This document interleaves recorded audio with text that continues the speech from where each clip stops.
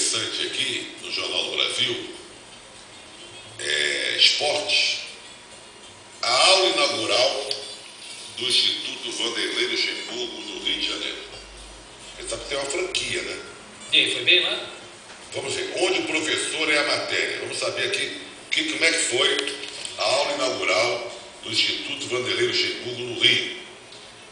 O Marcos Eduardo Neves, o repórter, diz o seguinte: o Vanderlei dá aula inaugural e fala mais de si mesmo do que dos outros temas do futebol.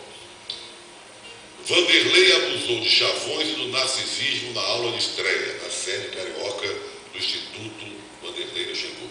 Foi aula por teleconferência ou ele estava no Rio mesmo? Ele estava na teleconferência. Aqui, ó. Genial de Cavalcante, o mais famoso pintor brasileiro, costumava dizer que não preparava um pupilo porque esse poderia ouvir desaforos demais, já que não teria o mesmo nível do professor. Ou seja, não teria como ensinar algo que sequer aprendeu, apenas sabe fazer e pronto.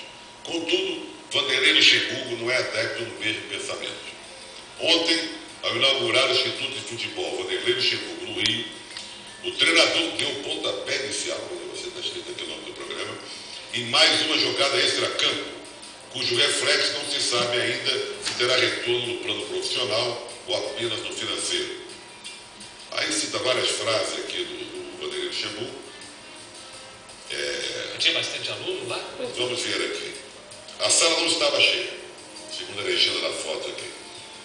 Na verdade, o Marcos Eduardo Neves mete a ripa, né? Isso aqui é uma franquia que pertence ao jogador Petkovic. A franquia do Rio é do Pet. Não é só do Rio, não. Também comprou uma franquia para Juiz de Fora, você conhece, porque não foi aberta ainda. Apesar de declarar que havia 60 alunos inscritos, apenas 20 assistiram à aula inaugural. Aula cara, por sinal. O Marcos Eduardo Neves mete a ripa. Em média, custa cerca de R$400, sendo ministrada apenas uma vez por semana. Os que perdem a aula podem recuperá-la por computador, pois são gravadas. Marcos Eduardo escreveu um livro sobre o Heleno de Freitas e um livro sobre o Renato Gaúcho. Ah, é? Legal. Bons livros.